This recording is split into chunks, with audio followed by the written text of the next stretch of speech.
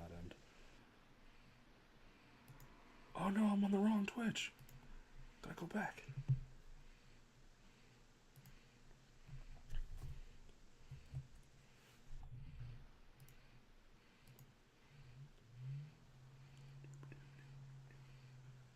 Okay, on there.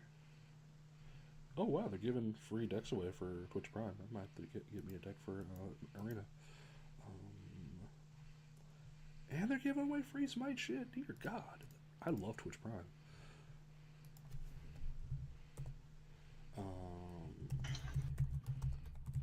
Why is Hob playing Dark Souls 3? Is he doing another challenge? Oh dear. I might have to watch his stream later. I was like, you don't watch Twitch much, do you, Mary?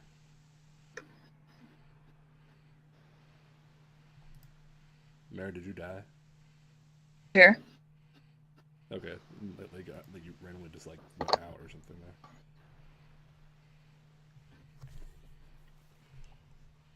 Let me input volume. Let me turn up. How's that sound? Is that better? Yeah, you're a little bit louder. Good stuff. Is that...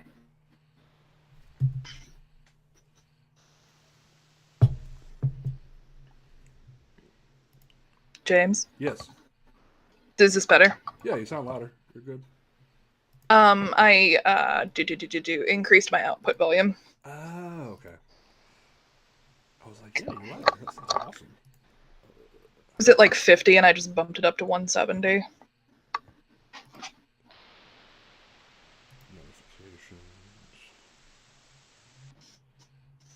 Okay, cool. Everything. Why is hashtag Thank You Avengers trending? Because people are weird. Are they like thanking people for how good the movie was? Yeah, actually, that's exactly what they're doing. I mean, it works. I mean, like, there's gonna be like something else, whether it's like Ultimates or New Avengers. They're gonna do something at some point. But the fact that Robert Downey Jr. and Chris Evans are gone. Yeah, like they wanted to step off the movie. Like, I respect that. Now, like the future is bright. I mean, and like, how long did people actually expect these poor actors to do these roles? Like, until they're fucking dead? I know. Like, one of my friends was like, I'm so sad. This is his last movie for like, because he's a big Captain America fan. I'm like, well, like, he's been doing this for 11 years. Like, what do you want him to do? Like, Chris Evans will make more movies. Yeah, he even like has been directing movies from what I saw.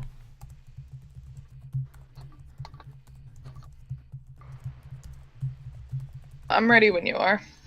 I'm just dropping it in the Discord for people. And, all right.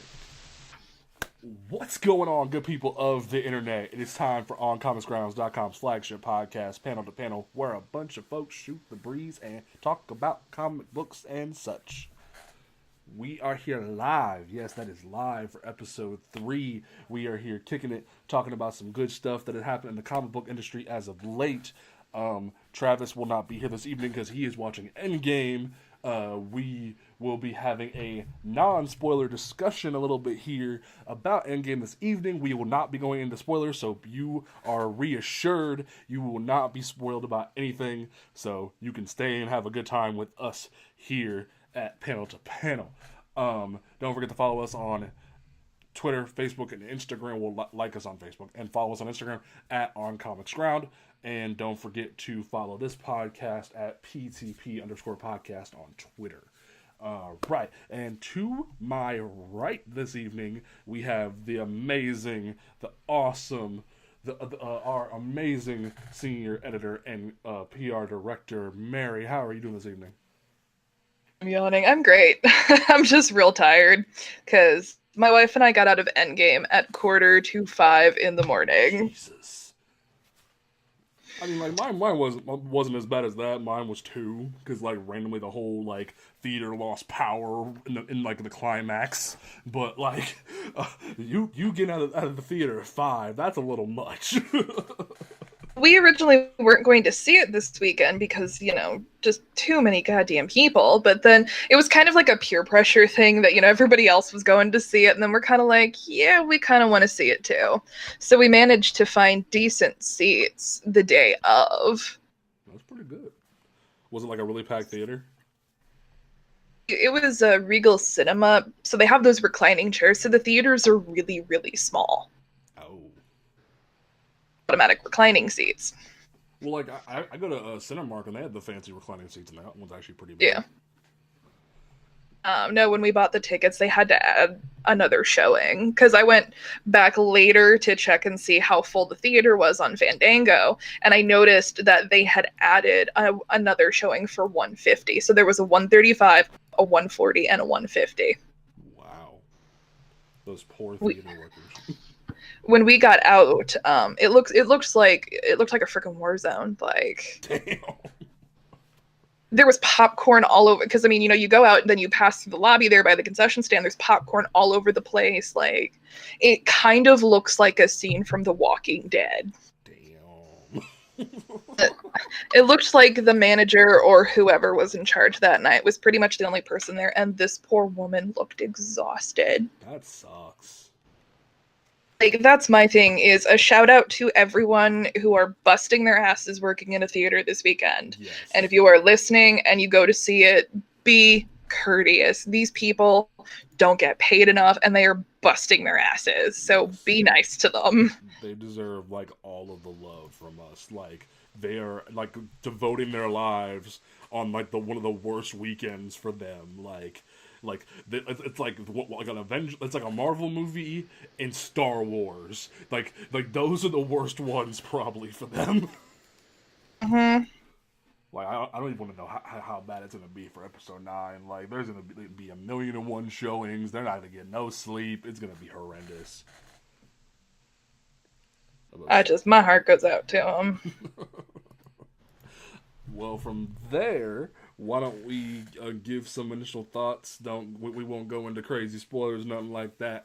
Mary, what was your overall opinion of Avengers Endgame? Well, I thought that fight with Superman in the end was kind of intense. Oh my god. I've been making that joke for like the last day and a half now. I keep saying people like Batman dies. Aww. Well, like, I keep making that joke, and every 1 out of 3 people, one of them almost believes me. Like, yeah, that fight with Superman at the end was intense, and they start to get a little angry, and then they realize that I said Superman. They don't even realize how flawed the statement is, and it's hilarious. Mm-hmm. Because people are so guarded against it's so funny. It is absolutely funny. See, like, I get why people care about spoilers a lot, but I've never cared. But that's why I have to just be careful and courteous to folk, because that can just be it's painful. But no, what for real? What'd you think of it? See, I don't have a huge emotional attachment to the MCU. I've seen maybe a handful of movies. So, I thought it was really good, and I thought it was well done. Okay. Those big emotional moments just kind of weren't there for me. I have a lot of really, technical critiquey stuff that, I mean, it's still an opinion. Well, I can't really get into it without talking about things that happened in the movie. Okay. It's just narrative thing and plot choices, but overall, I thought it was really good. There's some parts that I'm still a little mad about, but mad about. Honestly, but no, go ahead. I liked it, but I mean, speaking as a non-MCU fan, yeah, it was good, but like I said, I don't have that emotional attachment. This doesn't feel like the end of an era to me. Well, other than your devotion to DC, what is is there any other reason why you were never really a big fan of all this? I'm not the biggest fan of Disney. Okay, that's fair. That has to come with my upbringing because my mother never let me watch Disney movies, Oh, of course not. specifically the princess movies. I was never allowed to watch them as a kid Wow.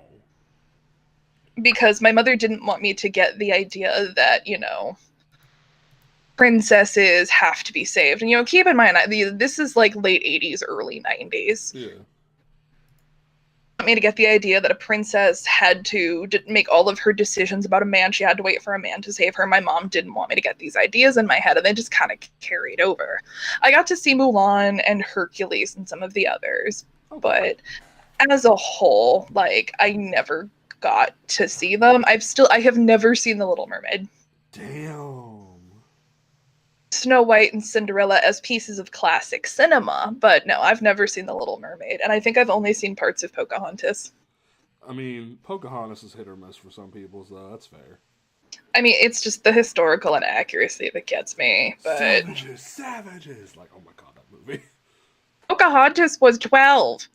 Yeah. You're right. It's so no, and like I don't like I don't know. I feel like we're getting close to like the dystopian scientific sci-fi futures with Disney. So, I, for one, welcome our mouse overlords.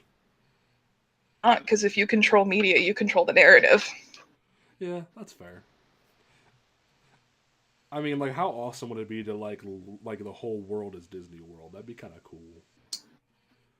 I disagree, but Okay. it was like and like it just makes me uncomfortable when people want to praise Walt Disney specifically because I'm kind of like the dude was kind of crappy. Oh yeah, like he was definitely a little bit loony, but like I still respect a lot of what he built. So it's I don't know.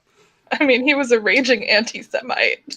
Oh yeah, that joke from Family Guy, like where he wakes up from cryo sleep, is like, "Are the Jews dead? No, put me back in." Like that literally is Walt Disney, and it kind of sucks when you think about it. Like I worry about what he would say about his company at this point, like in this day and age. No, I mean, as far as I'm concerned, the dude can the dude can go screw himself. But no, I honestly I think when it comes to Endgame, I've mellowed out like after my freak out moments that come with this crazy ass movie.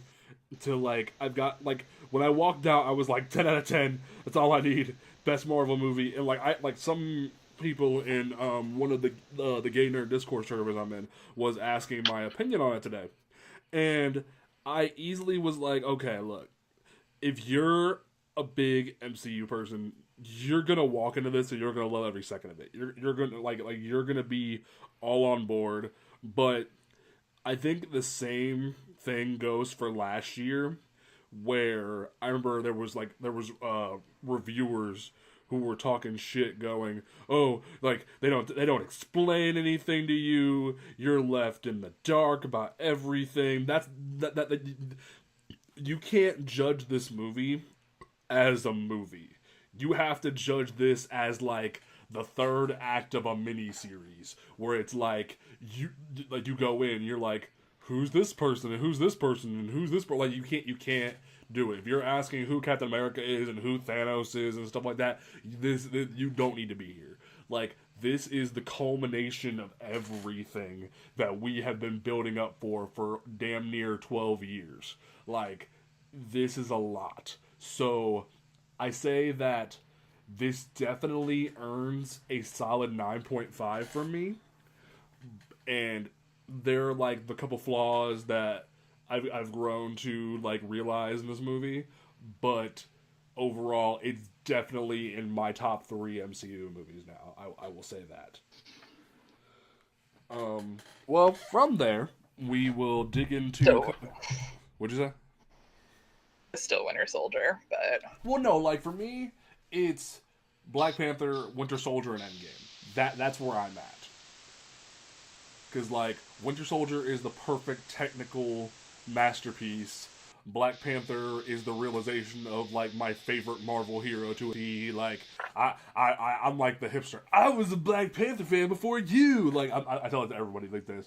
Like that was me, and so that's why Black Panther means a lot to me. And then Endgame was just like just so much. Like that's why. Like from personal standpoint, it's Black Panther, Winter Soldier, Endgame, and then from a critic standpoint, it's like you just swap 1 and 2. Like that's pretty much where I'm at. Like, does that make sense? Sense. All right, dope.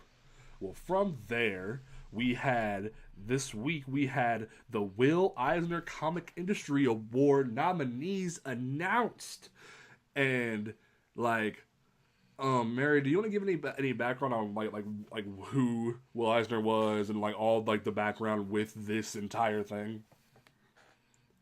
There was. Huh? You cut out. I said what? Like who Will Eisner was? Yeah, or like the whole, and also like where like when the award started and all that fun jazz. I can. Yeah, go for it. Now, keep in mind this information's a little out of date for me. Okay, no problem. But no, Will Eisner was a cartoonist. Is probably most known for The Spirit. Yes.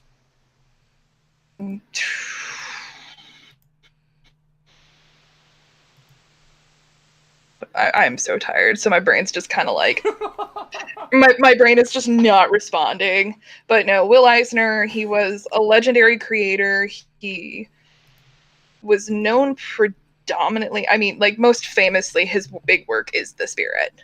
Yes. Which was, about a private detective, yada yada yada. There's actually a movie with Scarlett Johansson and Samuel L. Jackson.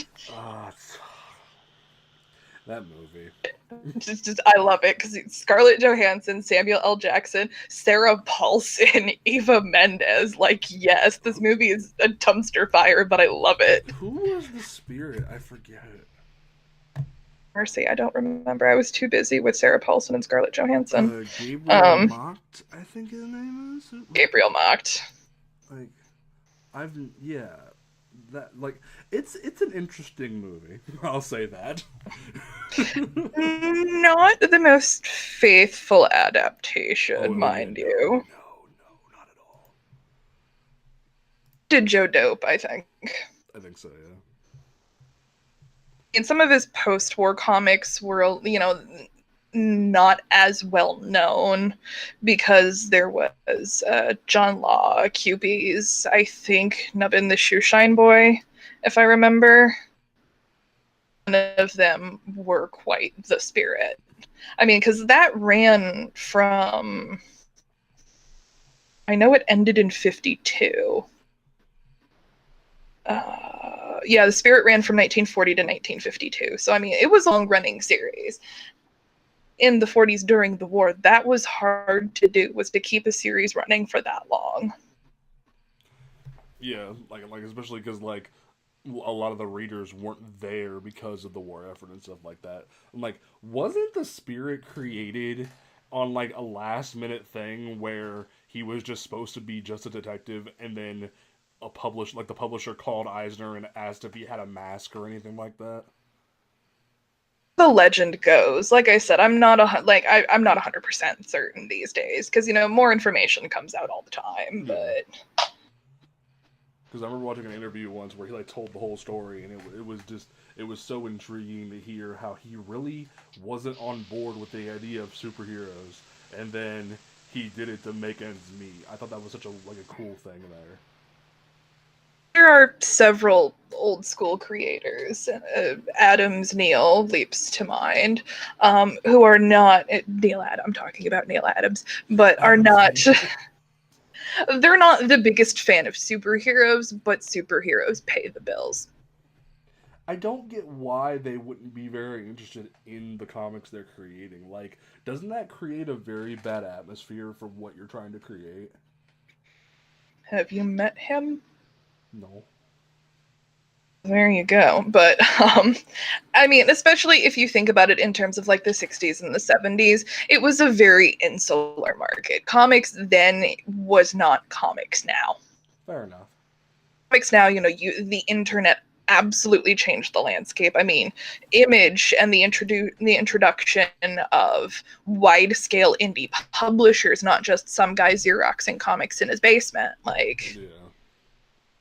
the landscape has completely changed, and it was a very insular sphere in the 60s and the 70s and carried through to the 80s. So there are some people who just saw it as a job.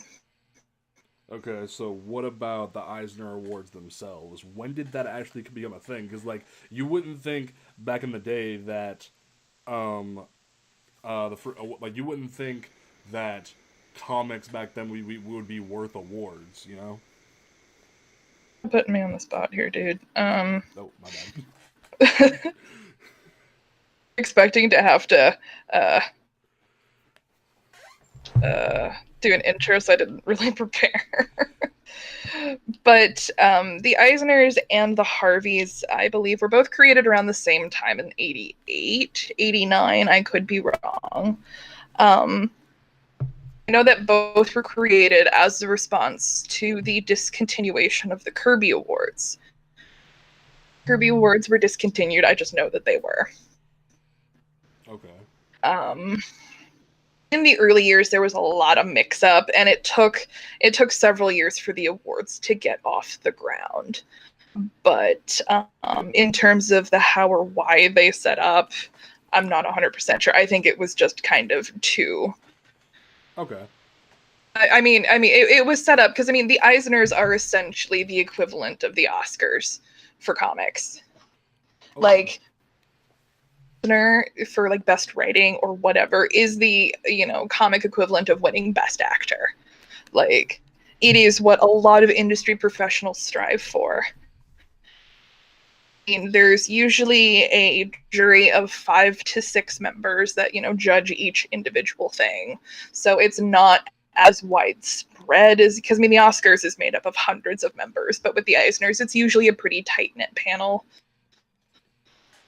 Awards are presented at San Diego Comic-Con. It's a really fancy gala.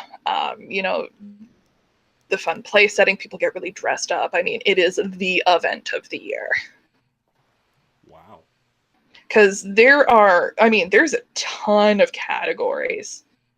So yeah, I'm looking at this list right now. There's a lot of these. Holy crap.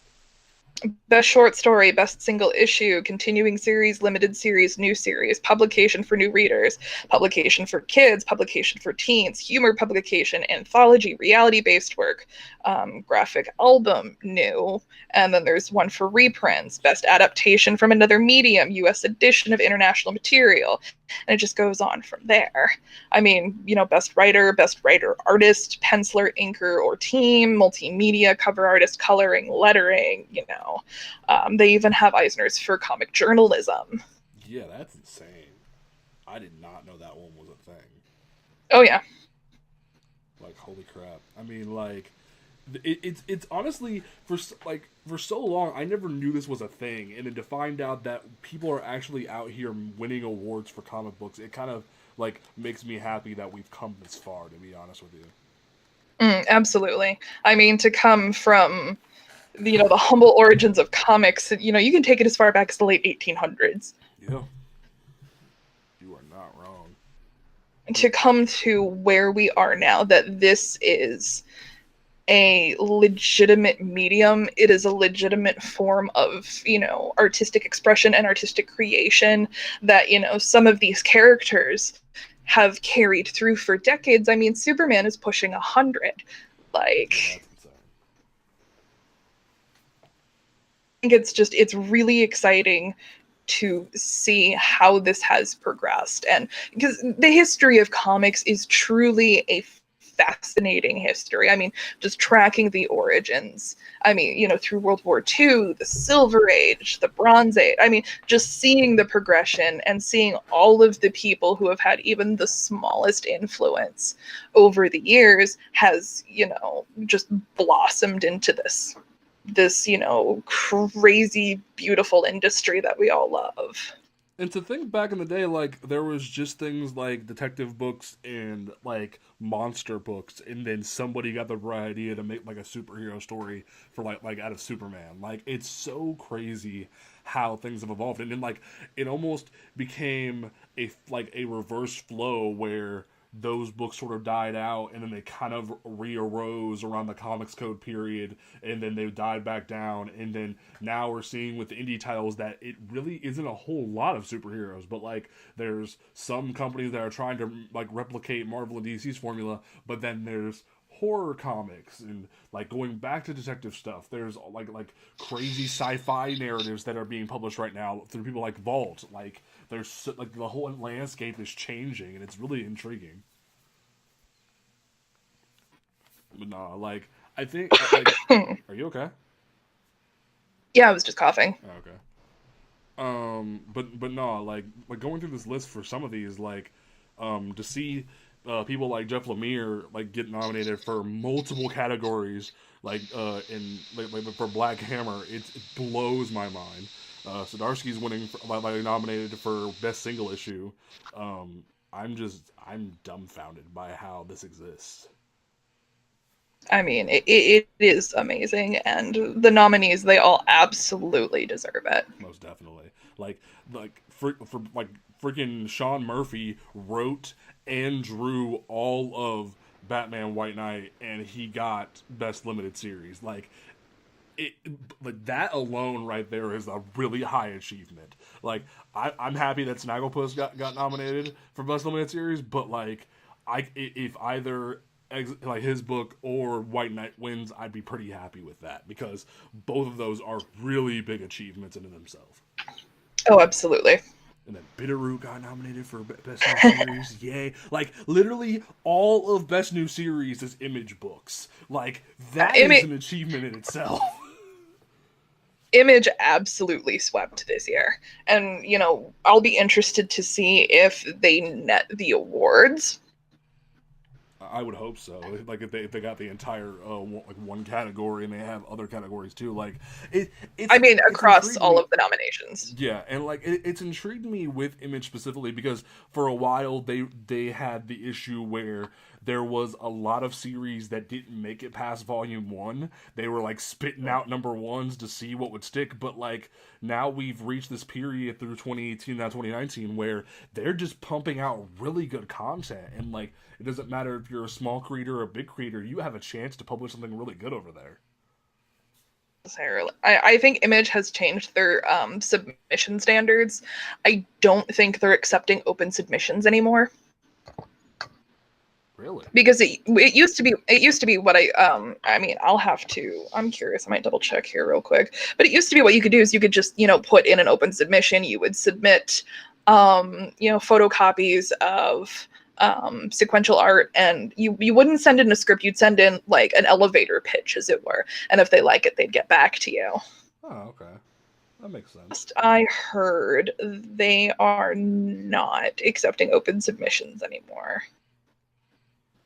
I know a lot of publishers are starting to do that though, because like the idea of creating your own indie comic, like, and then especially with like how Image was formed about them wanting to own their own content, it's definitely an intriguing. I keep saying intriguing too damn much. It's definitely an idea that a lot of people want to strive for. That way they can say, "Hey, this is mine. No one can take it from me." Like that's pretty cool that we can do that in this day and age.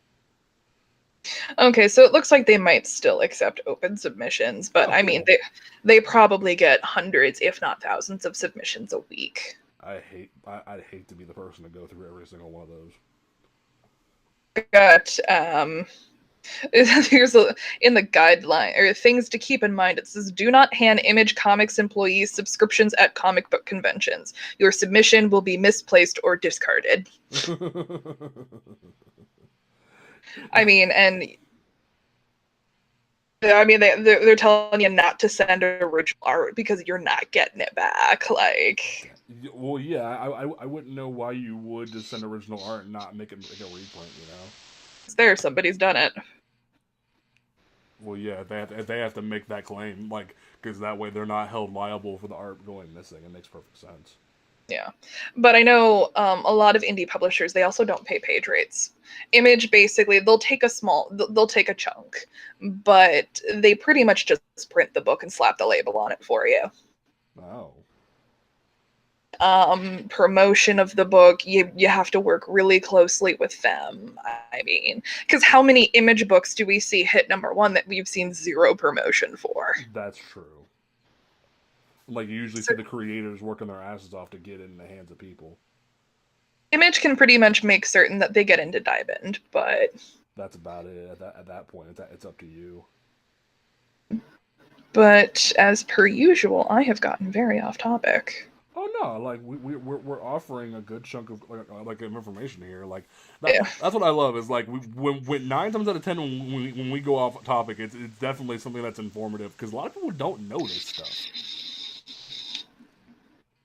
And now, like one thing that I wanted to look at the bottom of this, there was the thing about like best webcomic. Like, what would it take to get like your webcomic on the Eisners? Like that seems like something really hard to do, to be honest with you. Like, you have to submit your stuff to the Eisners. Like Eisner's actually has their own submissions like portion. I thought like Well, it's kind of like the Oscars with for your consideration. okay. Because for the Oscars, movie companies and production companies, they have to enter something into the running for an Oscar. The Oscars don't just look at everything that was ever released. You get the Oscars get what's called a for your consideration copy, and then they send it out to the various and they rate it from this, that, and the other thing, and then whoever nets the most votes gets the nominations. Blah blah blah blah blah. Oh, okay, that makes sense. And honestly, there's actually a huge amount of money spent campaigning for the Oscars, and I doubt the Eisners works that way. See, like, yeah, I don't like, well, like, especially if some people aren't like very like interested in a certain comic book. I don't know how you could really bribe somebody to like vote for your book at the Eisners. You submit your work to the Eisners. Okay, that makes sense. Well, so yeah, because like you would think that maybe the publishers would be the ones to contact the Eisners for you, or like is it the creators that would have to do that, especially with like indie books and stuff like that? For Marvel and DC and Image and Dark Horse, they probably will submit. I mean, Marvel and DC, they submit for you. They probably just submit the whole line. Okay, that's very logical. I mean, that's conjecture on my part, but Yeah, but it makes sense because like especially if they like want to just like want to see if they can get books to make it into the Eisners, it makes perfect sense. I don't know if we'll have time to go through every single category. Oh yeah, no, but there is a few like, especially I definitely want to look over the creator portions and like maybe some of the like the like different like things like that. But like for writer, there was Alex DeCampi, Tom King got multiple nominations. Jeff Lemire got multiple nominations. Well, all of his nominations were for Black Hammer books because Doctor Stars is a spinoff of Black Hammer, and then Descender and Gideon Falls and Royal City he got. Mark Russell got for Green Lantern, Huckleberry Hound. Lex Luthor and Porky Pig. Guy's gonna be pissed. One. Mark Russell got a Eisner nod for Lex Luthor and Porky Pig because she didn't like that book because of the art. But no, and then like he got it for Snagglepuss and looks like for Lone Ranger. When there was a Lone Ranger comic and I didn't know about it? What the heck, Dynamite? Oh yeah, no. They publish this kind of stuff off and on. I need them to bring Ray Hornet back. Tom King, Jeff Lemire, Mark Russell, Kelly Thompson. Thompson. Yeah.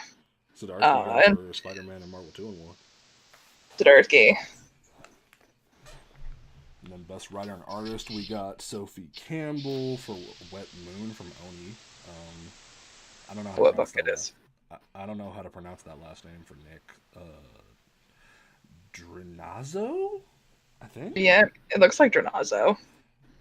But it's from Drawn and Quarterly, David Lepham, Nate Powell, Tony Sandoval, and Jen Wang. I mean, it's really nice to see that like this isn't just a bunch of DC and Marvel stuff. Like there actually is a good chunk of indie. And I do appreciate that the Eisners are not a big two industry exclusive, because at that point, that's when it just kind of sucks out really the point. I mean, Marvel and DC tend to do very well because, I mean, there's a lot of money in play there. Oh, most definitely.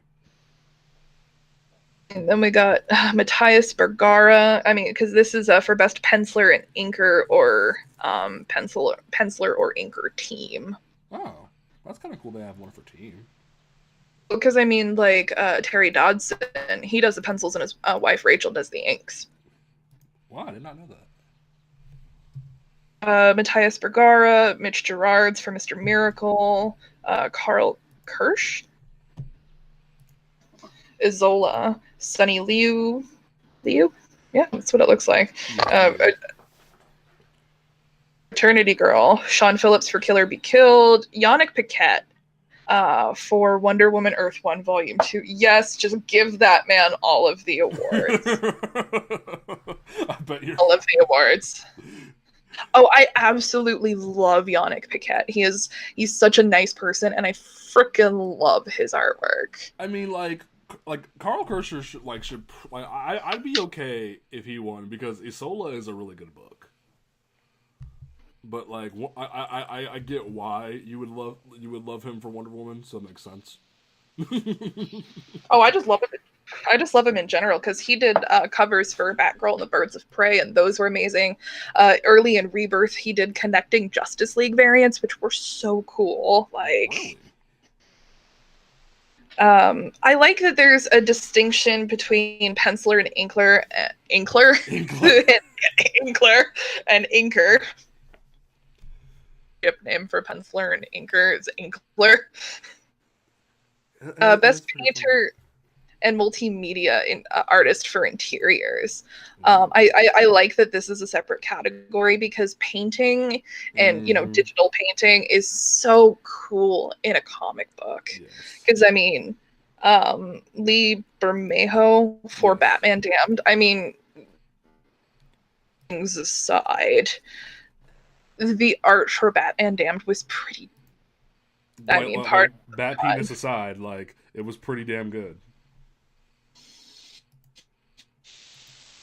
And Carpita Lupatelli for Azuni Book 2. I'm familiar with Humanoids as a publisher, but not this book. Dustin Nguyen for Descender. I freaking love his stuff, because he did Little Gotham. Really? Mm-hmm. At least I think it was him that did Little Gotham. I know he did those big posters that I love, where it has the redheads and the blondes from DC and Marvel just kind of laying there. I missed Little Gotham. That was a good book. Oh, yeah.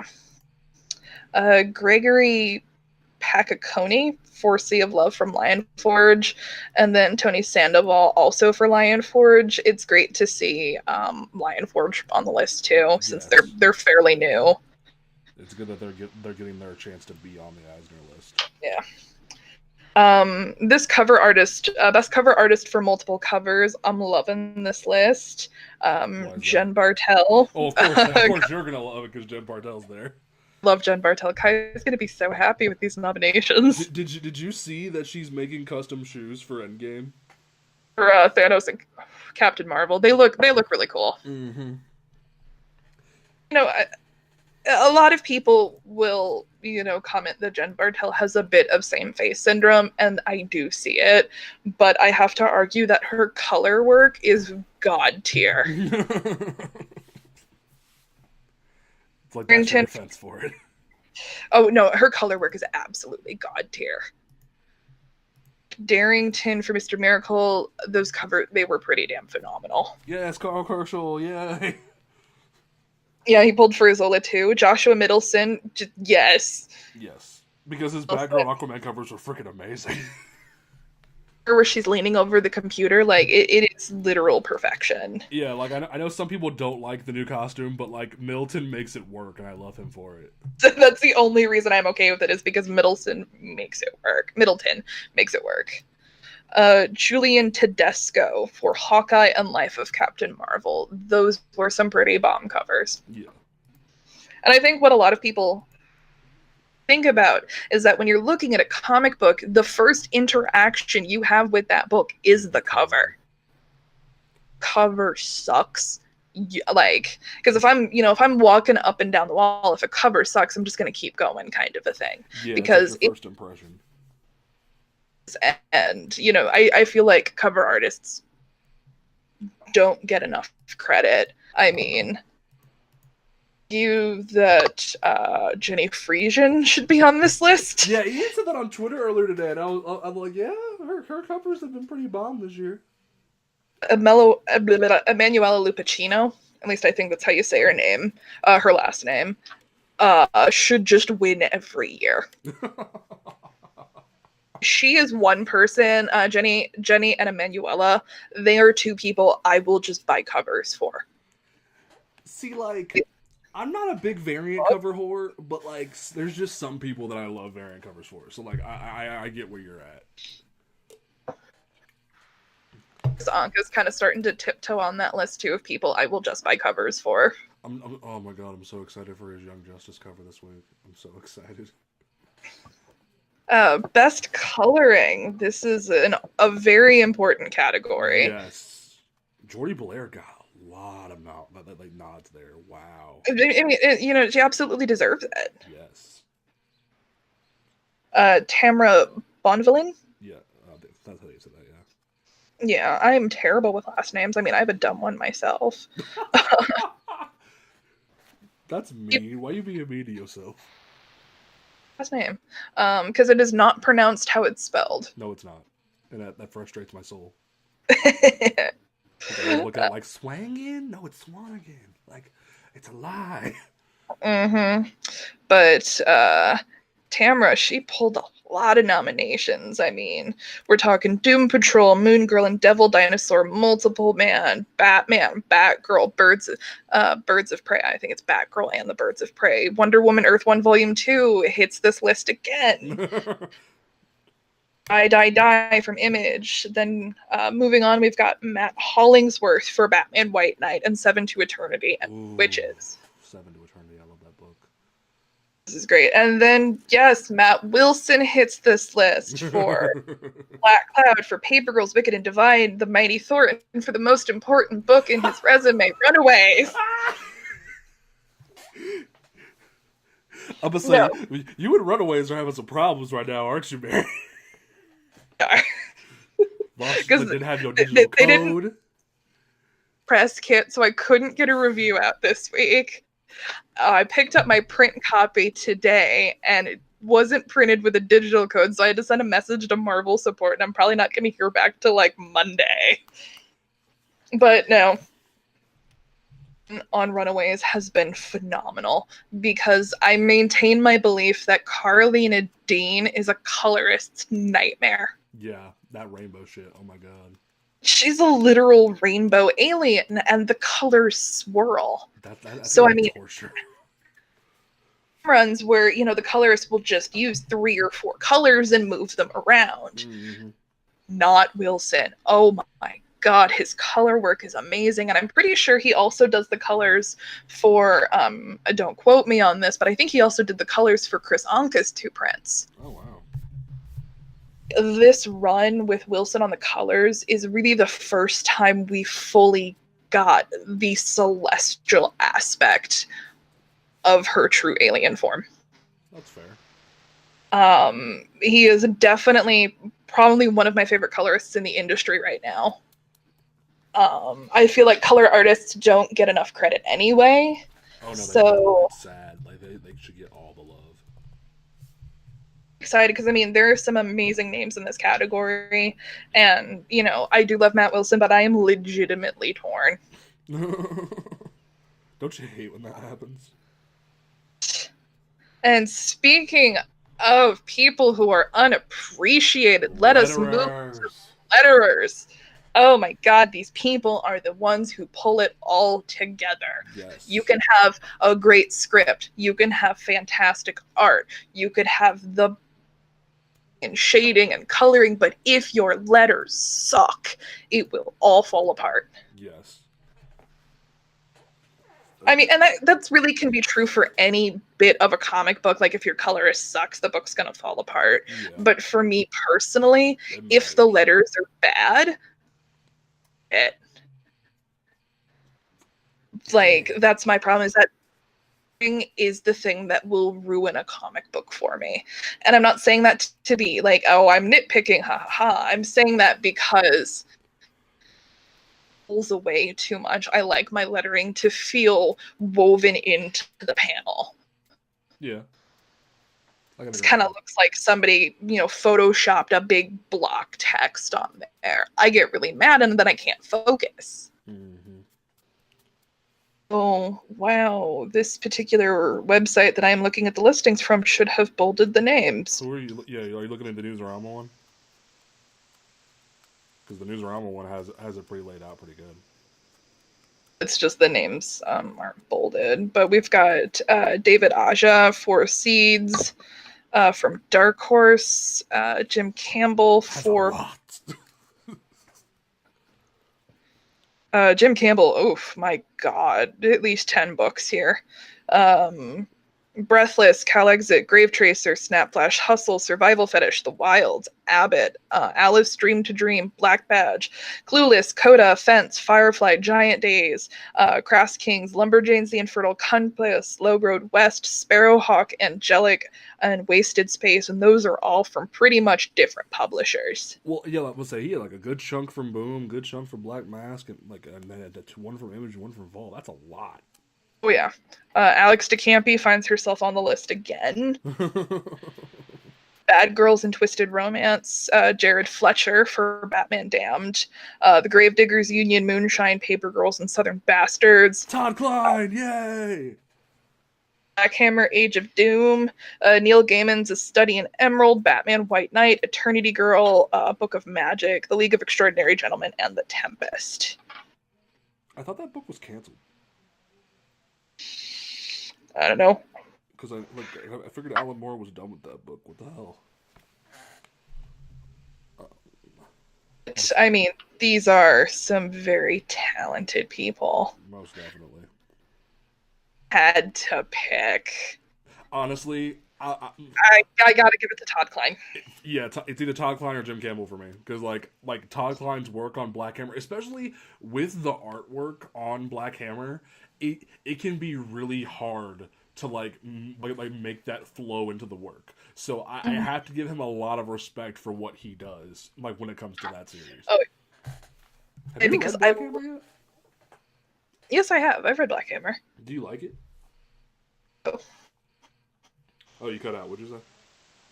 I really do. I like Black Hammer. It's so good. I mean, as much as I love Jim Campbell because I love Giant Days, Todd Klein, I mean, I'm about to say, yeah, because like he put some work in. As comics-related periodical journalism, we've got Back Issue, which is a huge magazine. It is a print magazine. It's an old one. When I worked in the shop, we used to get it a lot. The Columbus Scribbler, Comixosity, Lab Magazine, Zero, Panel X Panel. I mean, a lot of these are really established names. Yeah. Publications who do really great work. Because I know the team of Comixosity puts their freaking heart into that shit. Absolutely do, and I'm a huge fan of Matt Santori. I look at best comic related book for like 2 seconds and I see The League of Regrettable Sidekicks, and now I want to look that up. Oh, it is a wonderful book. I'm gonna have to look. Oh my god. A Comic Book Implosion, an oral history of DC Comics circa 1978 from Keith Dallas and John Wells. Drawn to Purpose, American Women Illustrators and Cartoonists by Martha Kennedy. I have seen bits of that book, and I need to get out and buy it because, I mean, I love comic history, and I am all about women in comics. So yeah, that's why I love talking to you, because you're just like a giant box of history, and I love it. Mike Grell, Life is Drawing Without an Eraser. Mike Grell is a legend. By Dewey Castle with Jeff Messer. Anything about Mike Grell, I will probably read. Yoshitaka Amono, The Illustrated Biography Beyond the Fantasy by Florent. That's Jorges. Translated by Laurie DuPont and Annie. I'm just going to say is Gillian. But no, this is a very good listing here, to be honest with you. Like, I'm really excited to see around Comic-Con what happens with all of this. Best academic and scholarly work. I feel like this is an underrated category because comic books are a legitimate form of literature, in my opinion. Yes. A lot of people have been able to do a lot of really interesting academic things with them. So we've got Between Pen and Pixel, Comics, Materiality, and the Book of the Future. Kashtin, Breaking the Frames, Populism and Prestige and Comic Studies by Mark Singer, The Goat Getters, Jack Johnson and the Fight of the Century, and How a Bunch of Raucous Cartoonists Reinvented Comics by Eddie Campbell. Wow.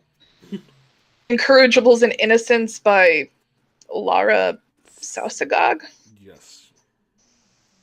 Oh. Sweet little C word. It's a sweet little cunt, the graphic work of Julie Doucette by Elizabeth Ann Moore. I mean, a lot of these are because Aaron Kashtin, this is from Ohio State University Press, University of Texas Press, Library of American Comics. I mean, so a lot of the Rutgers University. So these are legitimate academic works. That's really awesome because because I remember like when I was in college, there was folks that were really trying to get comic books respected as literature. So to see all of this is really impressive. I mean, and there are even academic professionals who have made careers out of it, like Carol Tilley. Yeah. She's a former Eisner judge. She's a collegiate level professor, and she spends a lot of time looking at comic books. That's awesome. That's freaking awesome. But now from there, I think oh, what? There are a couple of. I mean, there's a bunch of categories, and getting into them, we're gonna be here for a while. So, find the nominations on sites like Newsarama. They have a complete list. Yes. Definitely look through all of it because there are a bunch of categories that we didn't get to. Best kids publication, ages 9 through 12, publication for teens 13 through 17. I mean, there is literally best anthology series. I do want to give this category a brief shout out because for a lot of very important anthologies here because we've got Femme Magnifique, 50 Magnificent Women Who Changed the World, Puerto Rico Strong, which was that was a really good it was a charity anthology that helped with Puerto Rican Reconstruction. Twisted Romance was an anthology by Alex DeCampi. She edited it, but Where We Live, a benefit for the survivors of Las Vegas. It was after the horrific shooting in Las Vegas. So, these are some amazing anthologies. If you can pick them up, please do it. Yes, most definitely. I remember reading Puerto Rico Strong, and it was a very good book. It was released previously, but Puerto Rico Strong and Reconstruction. Yes. They're both very good. But yeah, so definitely seek out this list, because hopefully, well, not hopefully, but once these, the full winners list comes out in, when San Diego Comic-Con happens, we will revisit this, because they definitely deserve all the praise for the work that goes into all of this. So I want to jump back to best continuing series here, and we can kind of duke it out from here, because for best continuing series, at the bottom nomination, James. Hold on. I had to search it. For your reaction, look at the last book. Oh God. Okay. Yes, because the nominations include Doom, Gasolina, Giant Days, The Immortal Hulk, and Runaways. Okay, hold on. So now, Barry. Okay, Let me have this. I understand where you're coming from here. I understand where you're gonna come from because yes, Runaways is a great book. A lot has happened. At me. But here is the thing. I did not mean to make my chair go down. There has been so much stuff going on in this damn book that Jeff Lemire is writing. We've had multiple time warps. We've had multiple dimension warping things happen. We've had reality flip 3 different times in the past 2 volumes. Like, where this last issue left off, and I'm so excited for issue 11. Oh my god! Like, I need this to win. Like, literally, like, I still say Black Hammer Age of Doom #9 will probably be one on my list of best single issues of the year because, like, it throws everybody in new realities, and, like, the heartbreaking story that Jeff Lemire writes about a gay alien is so, like, oh, and it's, like, only part of the issue, and it's just, oh, so, like, other book there's a gay alien. I know, but like this is different. Like, have you read issue 9? You cut out, dude. Did you read issue 9? Issues behind. Okay, so like in the issue, they go back to Earth and something happens and it flips reality, and Barbalian gets sent back to Mars, and he's always lived there according to reality. And he has like a husband that he's living in secret with, and they freaking find out like the Martian colony finds out that he's gay and kills his mate, and it's like, oh my god, and it's so intense, and I can't let you win this one, fam. Like, you can have any other category, but you can take Bitterroot off of, like, as much as I love Bitterroot. Like, if there's a book that you want in best new series, I'll let you take it. But like, I can't let you have this one. I'm sorry. I'll let you have this one. I mean, joke's on us. We all know Batman's gonna win. Sadly. Batman, Black Hammer, Age of Doom, Gasolina, which I have not read yet, but I've heard is fantastic. I love Giant Days. It is, it started out as a little slice of life book, but it has just blossomed into this, 40 plus issue series. The Immortal Hulk, Al Ewing, he is amazing. Joe Bennett, Rui Jose is the rest of the creative team. But, I gotta give it to Runaways. I keep saying Immortal Hulk. I need to read it. Annoyed that Matthew Wilson is not included in the Runaways team for the credits. I am very annoyed by that because he has been the colorist consistently through Anka's departure. I'm not certain if he stayed on. I know he's still doing the color work. No, as of this most recent issue, he has departed the book. Oh no. But I feel like he's still doing. Never do. We haven't seen her glowy yet, but I'm interested to see what this new color artist will do. Triona Farrell is the color artist for issue 20. Okay. I will have to see if this is just a personal thing. I'll have to see if she was the. I assume I should. For new series, I'm torn because I want Bitterroot to win, but I know Crowded is good. I know Isola's good. I haven't read Gideon Falls, but normally Jeff Lemire always usually has my vote, and I've heard Skyward is really freaking good. So Skyward is very good. The art looks amazing for Skyward. It absolutely is. So okay, yeah. So this. If you put a gun in my head, I'd probably vote between Isola and Bitterroot because I know both of them are freaking amazing, and Brendan Fletcher has been working his ass off. He absolutely has. So I don't know.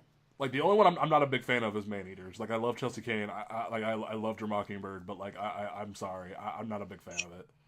It was a little difficult for me to get into. Yeah. This is a I mean, best new series is a tough category for me because Bitterroot is good. I freaking loved Crowded. Um, Gideon Falls, Isola, Isn't Crowded Van getting a Eaters. movie? Crowded is actually was optioned for a movie by Rebel Wilson. Wow. From the last news that I heard, intended on directing and starring in it. Wow. That's Um, intense. oh yeah, I mean Christabella, Rostein, Ted Brandt. It is a great team. It's a fun concept. I mean, not a fun concept because it's crowdfunded assassinations, but Yeah, that's oh my god. a lot of these new series have such interesting concepts because Skyward is about a story that takes place in a world without gravity. Yeah. Gravity has just ceased on planet Earth, and a lot of people floated up into the atmosphere, and it's about the people who are left. I don't want to get too much into it because there's some big fun mysteries and twists, but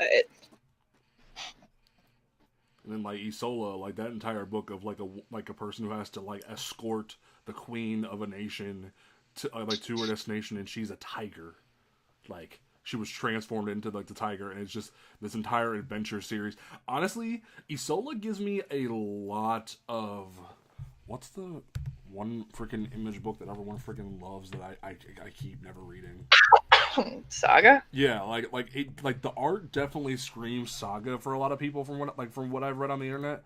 So I on like if I say if you enjoy Saga, you might like Isola. I've read the first like 3 or 4 issues, and I've loved every time I read it. So that's just me. I think Bitterroot is one of the best books out in comics today. So like I really want it to win. And I'm sad it's on hiatus, so I'm kind of sad. But no. From there, I feel like we're gonna wrap up the show with a little look at the Diamond top 10 for the month.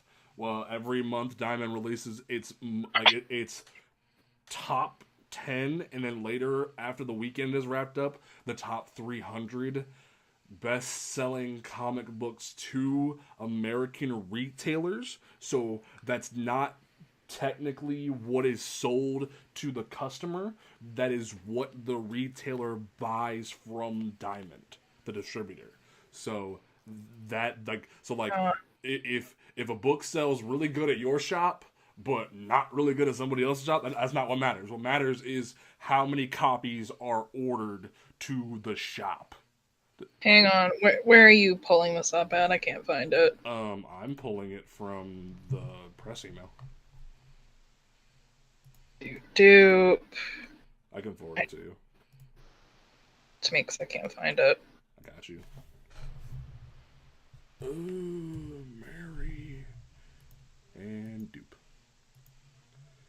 And then when you open it, you just scroll to the bottom and hit the view entire message button. Okay, let's just vamp here for a minute. Do. So for what it looks like, DC was March's top publisher in dollars with a 36.2% market share. With the second, go ahead. Are we sure? I just want to pull it up real quick because I don't want to talk about anything that's under embargo. Oh no, we're good. Like everything that I sent you is free of embargo. Like it's the top 300 that's under embargo until Monday. Okay. Okay. Like everything here, we are free to talk about and have a good time. No alcohol required. Okay. But yeah, DC was March's top publisher for dollars. Okay, it's this Ultra released until the 26th. Yeah, and then it was second in units with a 34% market share. Marvel was the top publisher for units with 40%, or 40.94%. The second in dollars with 34.6%. Image was third with a 9.63. That's how big of a difference. Like, because you have Marvel and DC fighting for like the biggest piece of the pie. So it's almost half and half for them with such a small cut that everyone else fights for. And it's so intriguing to see like who gets that third spot. 9 times out of 10, it's Image, but occasionally Dark Horse or Boom will slide up there, and it's kind of funny to see how it works because you have Boom that hits the 2.9%, IDW that hits the 3.9, Dark Horse that got the 3.26. Like the number climb is very like interesting to watch. Let me put this in perspective for some people, Sure. because I worked in the retail side, so these numbers, they make too much sense to me. Dollar share and unit share. A dollar share is who made more money that month. Unit share is who sold more books that month. Yes. Got a higher dollar share because Detective Comics was a $9.99 book. Mm-hmm. People had a higher unit share because they shipped more titles. Mm-hmm. It's a bit of it's a literal numbers game, but I can see where that can be confusing for people who aren't familiar with the concept. So I just kind of wanted to break that down a little bit. Yes. Comparative sales is that one really doesn't need gotten into, because that's a lot of contradictory stuff that really only makes sense if you're looking at a diamond order form. Yeah. For like, DC had 7 titles in the top 10. We had Hit to 1000 that just holy crap. Doesn't say on this list. I think we will be able to tell people on Monday how much Detective got in terms of units, but it got number 1. Batman Who Laughed, the Grim Knight, number 1. I think that was a one shot. Got number 2. Batman basically usually, like, if it's not Batman, Spider-Man, used to be Walking Dead would always hit the top 10, and event books are usually what hits the top 10, because when it comes to variant covers, when it comes to just big names like Batman and Spider-Man usually always have two issues in the top 10, because back in the day before both of those titles were shipping bi-weekly, they were only monthly, so it left more on the table for the top 10 to have more space. But now with those 2 titles being bi-weekly, you're always going to have 2 issues per in the top 10, unless for whatever reason Spider-Man just gets knocked down a couple pegs. There's top 10 comics by units shipped, and then top 10 comics by dollars invoiced. Mm-hmm. That is the difference between shipped and price, because the 2 categories, they don't match. Nope, they don't. Because, something that's in top 10 by units shipped, and that's typically the list that people go by, because that's how many books were sent out. This is not how many books were purchased. There's no way to track that. Nope. And top 10 comics by dollars invoiced is, these are the 10 books that make the most money.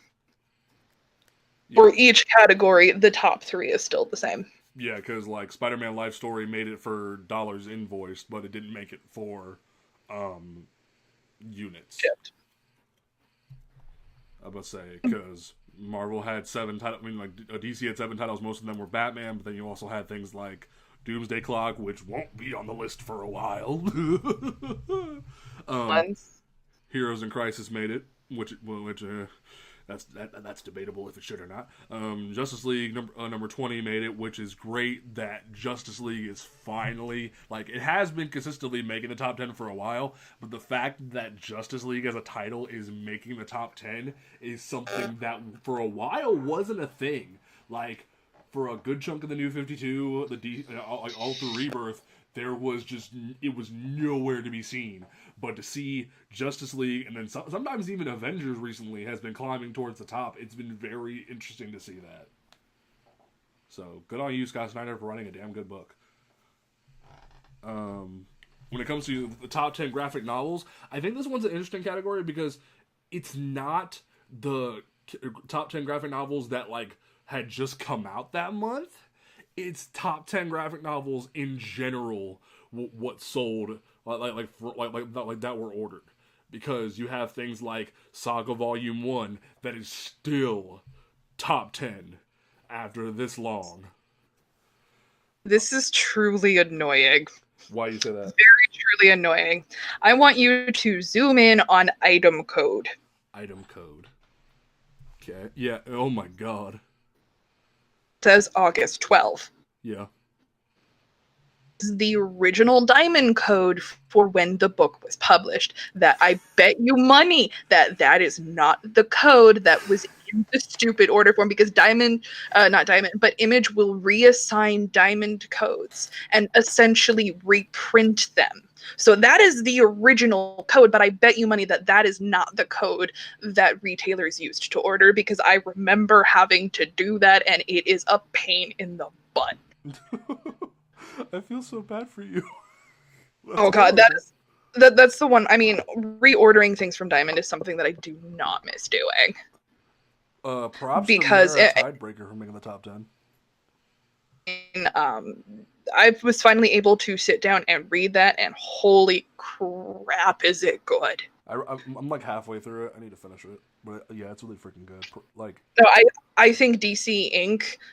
is going to be phenomenal. I was about to say, there's a teaser for the Catwoman book in Free Comic Book Day that's coming out next week, and I think that's going to be a really good one too. Oh yeah, no, I am very excited to see what DC Inc. does, because it marketed itself as a young adult line, and I think these are very solidly books for teens. Yes. Say young adult, it can be anything from 10 to 17, but I think DC Inc. is very solidly going to be a 13 to 17 imprint. Is that a good thing or a bad thing? It's a good thing, because I like different age ranges to have different categories, because what would serve as a decent, like, somebody who a youth young adult book for someone who's 12, than a youth young adult book for someone who's 16. I think it's gonna I like to see different issues addressed, as it were. That's just a personal thing. Like, I was about to say, well, because like I'm currently flipping through my copy of like I think it's the first chapter of Catwoman Under the Moon by Lauren Miracle, and honestly, I think this book's gonna be pretty good for kids or for teens, because like it's a teen book, because I've read the advanced copy that we got. Yes. In our press pack, and holy shit, is it good? Yeah. So good. Like, props. Like, it is not. This is good. Not a book for anyone under the age of like 13 or 14. Oh, absolutely not. No. Well, no, there are very disturbing themes. There's some instances of self-harm. Yeah. Getting a little too far into it, but no, this is firmly a book for teenagers, and I think that by and large is a relatively untapped market if you look at the full range of Scholastic. Yes. So props to DC for like actually creating this, because like this could actually be a good thing for young adults. Yeah, but say because like so definitely, like, if you do look on sites like Comic-Con and Newsarama for like the listings for top 10 graphic novels, don't be surprised when you see things like Walking Dead and Saga Volume 1's Monstrous Volume 1. Like, there is some new stuff, like, yay, Recommender 7 to Eternity Volume 3 hit the top 10, yay. But like, I know not everyone's a Recommender fan, but that's in my count, yay. But I mean, the tricky thing with graphic novels and trades is that they're constantly being reprinted. Yes. The trade is reprinted as a hardcover, and so, I mean, they're constantly being reprinted. That can be very money that pretty much every month there is a volume of Saga that is on the list. Does Walking Dead always make the graphic novel list? The 10. It looks like the big Walking Dead comic boom may have dropped a bit. It sells much better in trade and in omnibus than it does in single issue. I've noticed that even the single issues have kind of started to drop off a bit in favor of the big hardcovers that they do, and then the monstrous, like, 100-issue omnibuses that they do. Wow. slightly larger library hardcovers tend to sell the best because they're sturdy, they have a decent number of issues. Image does them a lot for some of their series. I've got a couple from Lazarus over there on the bookshelf, and these are some sturdy suckers. Whatchamacallit, like Dark Horse's library editions are freaking amazing. Dark Horse library editions, they're no joke. They are no joke. You can beat somebody over the head with one of them suckers. 10 graphic novels and trades by dollars invoiced translation. These are the expensive books. Yeah, like Savage Sword of Conan. That is like the original Marvel Years omnibus. It's $125. Mm-hmm. They put Earth X out in omnibus form. Oh my god. Because it may, damn, Seven to Eternity got for like top 10 for dollars too. Holy crap! Yay. Good job. 80 years of Batman, Detective Comics 80 Years of Batman, like that was going to edge out because Detective was a huge thing. Well, yeah. Oh, I mean, it was the whole Action 1000 thing all over again. Yeah, they set themselves up for that win. So, respect. Toys, games, stuff. I must say, yeah, like from there, like it's just the toys and games list. So, like, that's not that big of a deal. But, like, oh wow, Kingdom Hearts toy won. but no, I like the idea of going through this because it definitely gives people a perspective of what's being sold. I do think on Monday when websites like Comic-Con that has an entire archive of every like top 300 list, I think a lot of people should be looking at that because of the fact that it will show you what books are selling or what books are being purchased from retailers to give to the people. Because there's some books, and Mary can attest to this, some books are only subscription based only because of them not doing well like on the shelf. So if you're looking at a big two publisher, and this is really a thing with the big two exclusively, is if a big two book has dropped out of the top 100, that book is in trouble. Because the standard used to be for Marvel and DC is that if a book dropped between 20,000 issues or units per month, that was considered the danger zone.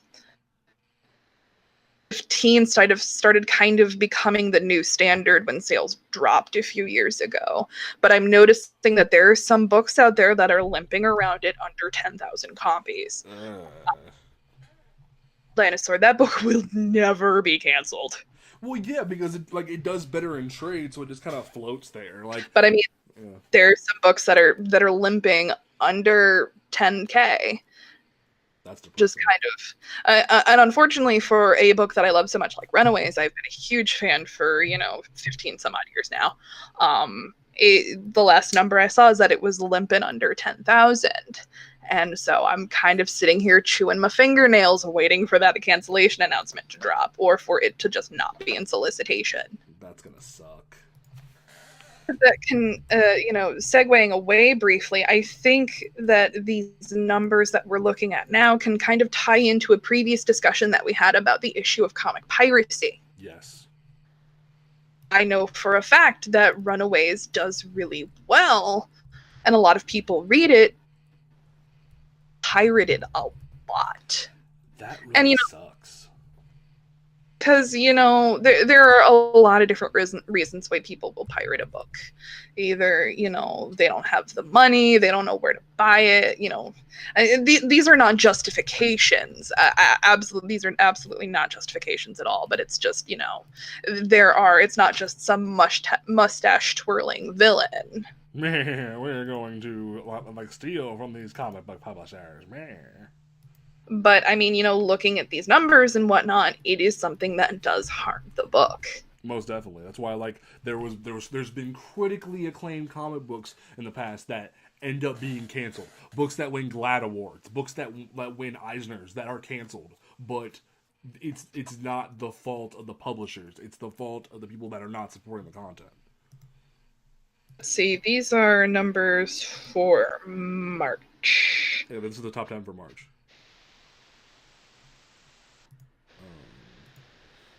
I must say, like, we technically can't talk about the numbers until Monday, like not like what the sales chart is. But if you go to comiccon.com, if you look at last month's charts for like the top 300 for February, if you go and look, they're like, what was Runaway, if I remember. It up. Runaways. Like, Runaways is stuck at 9,700. That's not good. Yeah.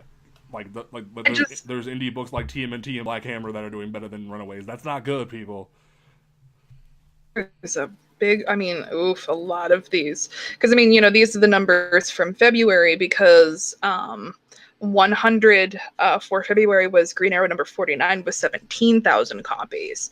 And then there is a pretty steady drop. Mm-hmm. Shuri. Is Shuri a mini? Shuri is a mini. Mini. Guardians of the Galaxy is at 10,000, and it's written by Donny Cates. What in the hell? How is that low? It might just be the new team, because it's not the movie team, because that's a low-ass number. Holy crap. Or is it 7,000 copies? What's at 7,000? Here's this is where I wanted to find. Out of the top 300, Moon Girl and Devil Dinosaur was number 222. For Moon Girl and Devil Dinosaur, number 40, with 5,599 copies pre-ordered through Diamond. That right there is a testament to, if it sells in trade, they will keep it on the shelf. Yes. And once you dip below the top 100, it's when you start seeing a lot of the indie titles come onto the list. Mm-hmm. And now the whole under 15 cancellation danger zone, that's really only applicable to the big two. Where is Runaways on this list? Runaways is Control F. Runaway. It is 164 and 158, 9,707. Oh, that hurts. Nice. That's number 18 is the the finale issue in a massive story arc. Yep. For 10,000 copies, and that makes me nervous. That's depressing. I don't know. I haven't been keeping up with its trade numbers. I know it does better digitally. Which makes sense because the newer generation is looking more at digital. It makes perfect sense. But if we're seeing this issue with piracy, that's not good. Because, it's like Runaways, like this team that wrote this book, wrote issue 18, they're up for an Eisner. This is a critically acclaimed book. It went up for a GLAAD award, but it's in the danger zone. And I absolutely think piracy plays a part in it.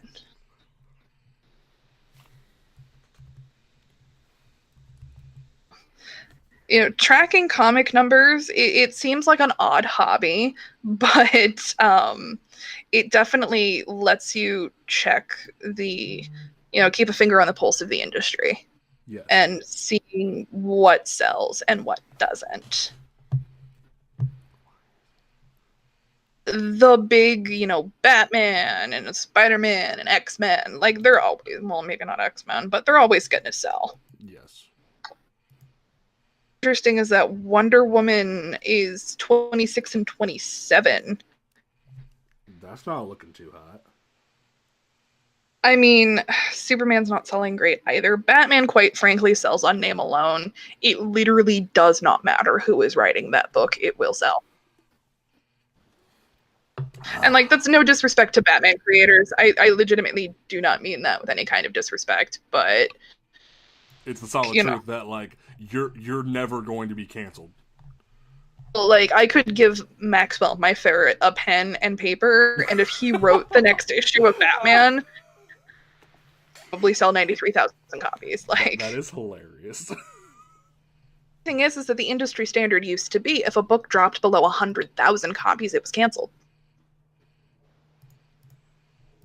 That's what the industry standard used to be until they started jacking the price up to $4 and $5 an issue.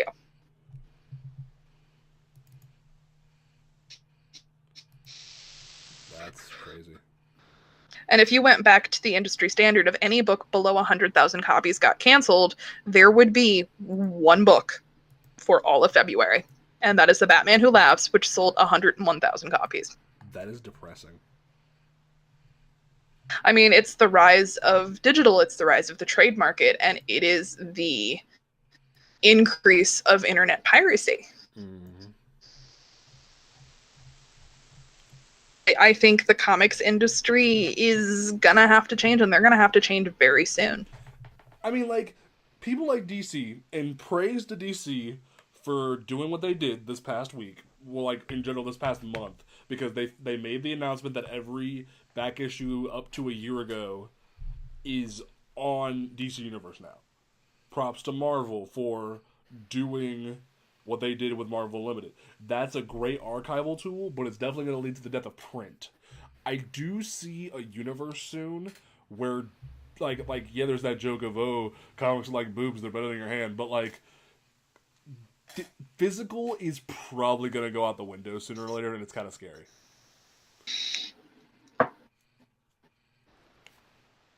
And it is sad to see, because, you know, comics, if you look at it, single issues, they're really no different than any other kind of magazine. Yeah. Comic single issue is technically a magazine. It's worth about 20 minutes of entertainment, so, like, you're literally paying $3 to $5, like, especially for, like, Marvel books, $5 a pop now for 20 minutes of entertainment. It's looking pretty bad from like an average standard. You're lucky Victoria's not in the room when you said that, because she would have just looked at me and went like, you know what, we're not buying these anymore. I mean, because, you know, I picked up my Wednesday books today. I got these are my books from this week. I got Dr. Aphra, Runaways, The Forgotten Queen, Age of X-Men, I think it was Extremist, Dial H for Heroes, Action Comics, Wonder Woman, Justice League Dark. I was supposed to get War of the Realms Uncanny X-Men, but I have to go get that tomorrow. And, you know, all of the... No, they just forgot to put it in my box. Books are $4 a piece. Now, I got a pretty decent discount because I have a subscription pull box. And in order to entice people to set up pre-orders, there are a lot of comic stores that will offer you a discount. Mm-hmm. And so for each $3.99 book, I pay $2.79. That's pretty good. So my books today were $22.32. That's one of the big reasons why I do stick with print. I'm a hopeless collector, but at the same time, it's also actually much cheaper for me. Buy the print issues and get the discount and just have to deal with storage issues. Yeah, because a lot of people don't want to put up with that storage. They're like, I got 5 long boxes in a short box for my Star Wars books. Like, not everyone can do that.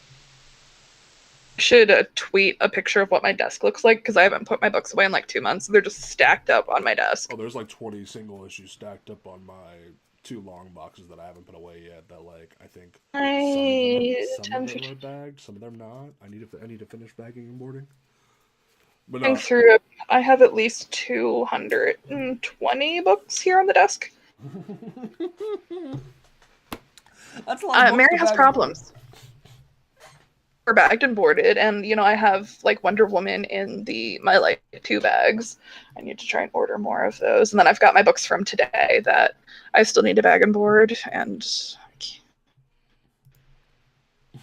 which out my Runaways books in the frames. But no, I think Mary and I have gushed about our love of comics enough. For today, we are starting to ramble. We are going to go ahead and wrap up for the evening. Don't forget to check out this podcast on YouTube if you like, for the archival purposes for all of our episodes, including our other show, Living on the Edge, our Spider-Man podcast. I've been guest starring on that with Alec, to talk about everything going on with the Spider-Man movies. So check that out. Don't forget to follow us on Twitter, Instagram, and Facebook at On Comics Ground. Don't forget to follow the podcast on Twitter at PTP_podcast. You can follow me at James C. Portis 3. It's on the screen. You can follow Mary at Sapphic Geek on the screen. Because I was cool and I figured out how to do that because I'm awesome. And yeah, like that way if I ever miss it, it's right there. And then, am I forgetting anything? No, I am not. Actually, yeah, I am. Don't forget to check out our website, oncomicsground.com, with hyphens between the words. That way you can check out all of our reviews and op-eds and all of our amazing content. Kai, our senior editor and creative director, she has been working her ass off at Calgary Expo this weekend. She has been talking to so many creators, so many cosplayers. If you are at Calgary Expo this weekend and you have seen Kai, she is working her butt off. So props to her. Thank you for that her. That woman is the definition of the word hustle. If you look up hustle in the dictionary, it will be Kai's picture. Because, cannot sing the praises of her enough. She has been busting her ass. She is the heart and soul of pretty much all of our operations right now. Yes. And so if you are at Calgary Expo and you have seen her, tell her that, James and I love her very much. Yes. And we're going to go ahead and wrap up. Mary, what is your closing statement for episode 3? Oh, you cut out. What is my what? What's your closing statement? My closing statement, Runaways is going to win for Best Continuing Series. No, it's not! It is. I don't know. I smell a Mary versus James Twitter poll going on here. Oh, this is fun. So, yes, Runaways for Best Continuing Series. James and I are going to be fighting this one out till San Diego. Yes. Check us out. Give us a read. We've got amazing op-eds coming out from a lot of very talented people. Yes. Do you want to give a shout out to a certain doctor that we have now? Yes, Aaron Jones, the amazing man who just got his doctorate this weekend. You're cutting out. Can you repeat that?